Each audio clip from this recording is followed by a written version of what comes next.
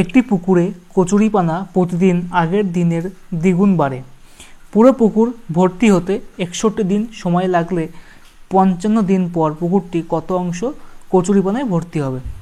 তো এইরকম অঙ্ক আমরা কীভাবে করব?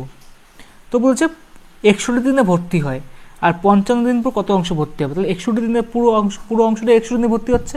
তো 61 দিন যেটা বের হবে সেটা হচ্ছে টোটাল পুকুরের আয়তন, অতটা পরিমাণ আছে সব পুরোটা জিনিস, তার মধ্যে 55 দিন আমাকে ভর্তি করতে হবে, তাহলে কত অংশ বাকি থাকবে।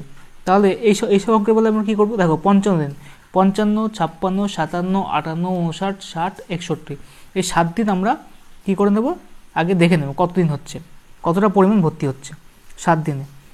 তাহলে 55 × 2, প্রতিদিন 2 গুণ করে বাড়ে, তাহলে কত হচ্ছে, মানে 54 দিনে 1 গুণ ছিল, 55 দিনে 2 গুণ হচ্ছে 110।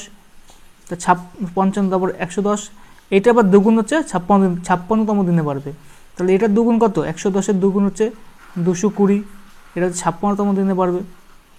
ঠিক আছে, 57তম দিনে বাড়বে হচ্ছে 440, ঠিক আছে, 58, 59, 60, 61। তো 58, এটার 2 গুণ 58তম দিনে বাড়বে 880, এটার 2 গুণ 59তম দিনে বাড়বে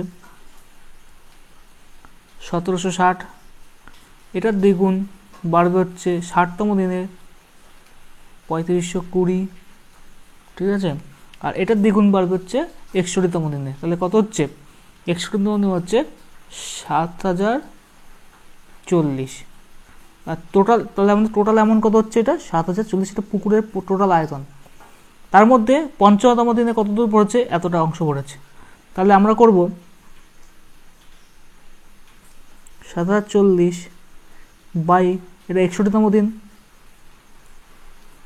55তম দিন বাই 55তম দিনে করব বাই 110। তা কাটাকুটি করে কত হচ্ছে, কাটাকুটি গেল 11 দিয়ে 47কে গেল 64, সুতরাং অ্যান্সার হচ্ছে 1/64। ঠিক আছে, এটা হচ্ছে answer, option number C. Total অংশ হচ্ছে আমাদের পুকুরে এতটা, তার মধ্যে আমি এতটা বরাদ্দ করেছি, তাহলে কত অংশ বাকি আছে।